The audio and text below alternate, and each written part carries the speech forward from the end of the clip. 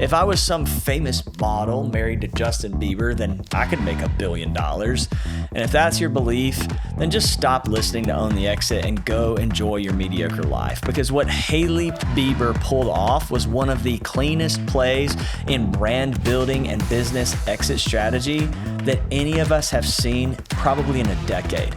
And in this episode, I'm going to break it down for you, principle by principle, so you can copy it into your own business or investments, no matter what your niche is.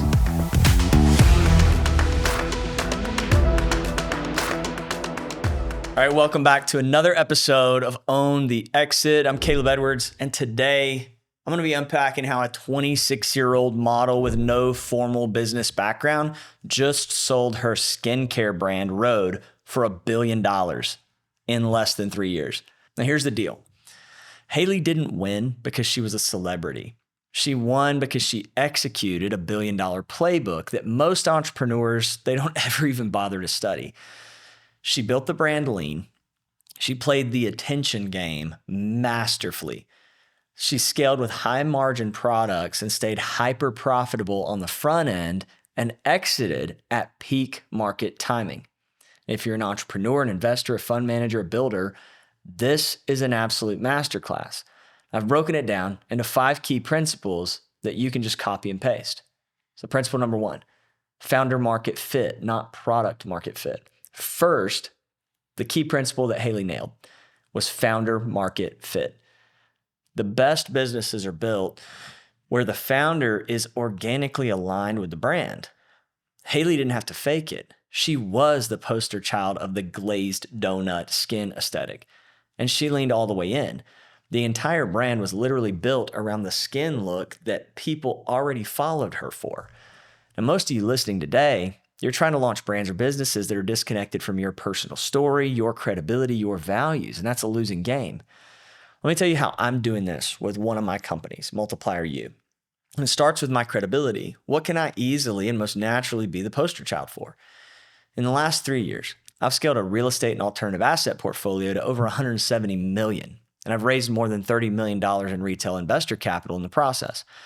I document every step of the journey, and I have the credibility to know what works and what doesn't. And then my ideal audience's obsession. In Multiplier U, I coach serious action takers, entrepreneurs with networks, with success in other businesses, high-level networkers, top sales performers, people who already have intangible relationship skills. And I coach them from ground zero to launching their own fund, raising capital at scale, and doing all of it in about 5 or 10 hours a week or less. Now, that ideal audience is obsessed with legacy creation, with leverage, and with providing value to other people. They just haven't been shown the most effective and efficient way to maximize on all 3. So that's what I created. I created a way to create leverage and build legacy wealth in less time while helping other people get exactly what they want: stability, passive cash streams, and upside. And my authentic story is I don't have some fancy degree.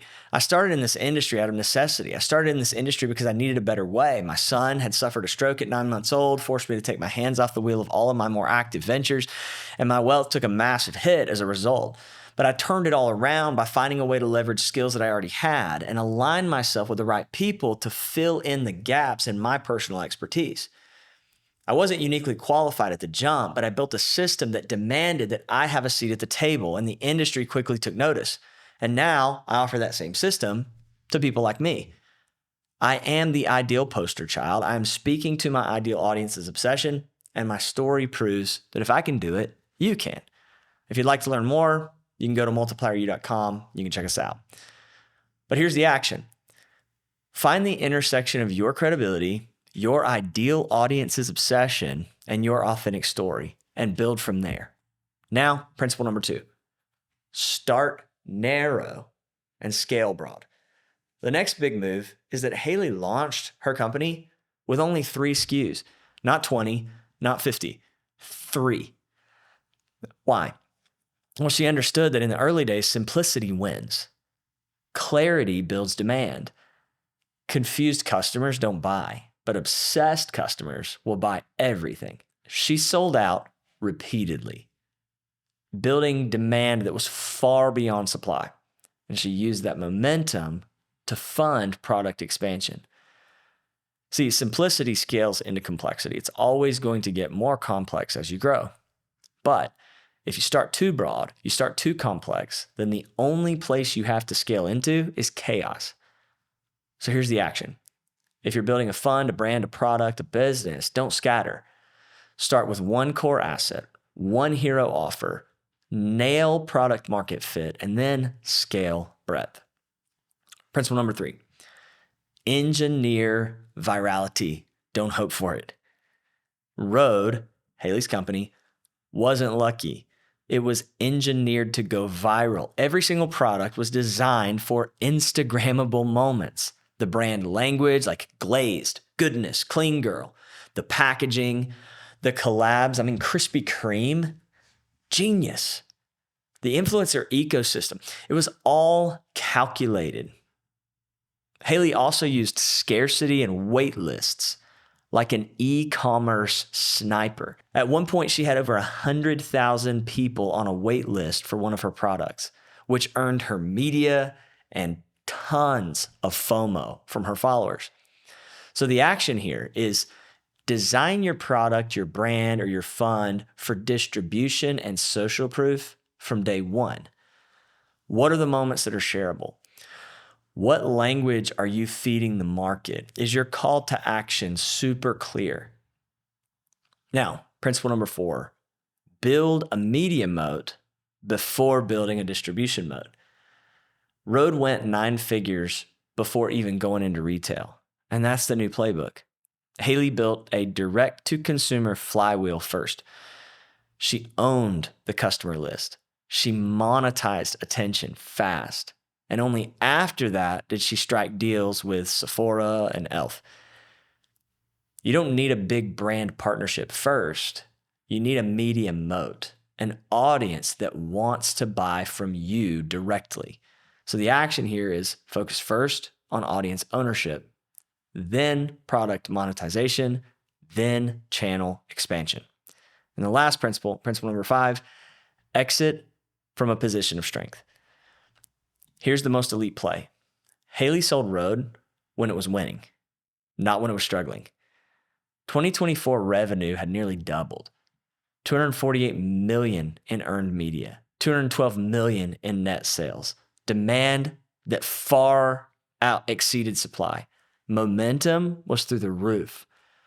She engaged bankers, created a competitive bid process, and sold at $1 billion valuation right before massive retail rollout and a US expansion. This is business exits 101. Don't sell a distressed business. Sell when you're a rocket ship that has tailwinds, because then you command the multiple. So the action here is, if you want an exit, whether it's $1 million exit, $100 million exit, build the momentum first. Show growth, build wait lists, command multiple bidders, drive leverage into your deal.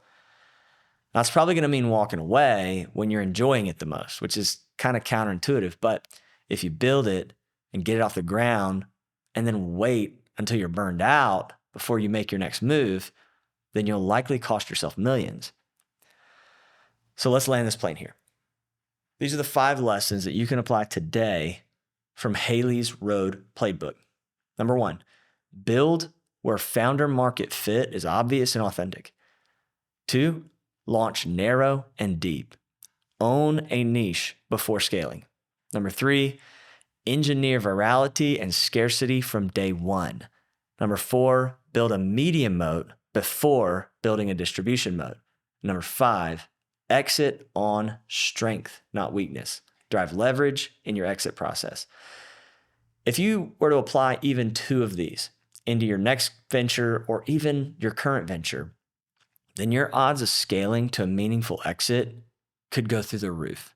Now, if you're an entrepreneur, a business owner, an investor who's thinking about building and scaling your own asset to an exit, this is the kind of thinking that we break down every week inside of Own the Exit. So if you're not subscribed yet, hit the button and we'll see you next time.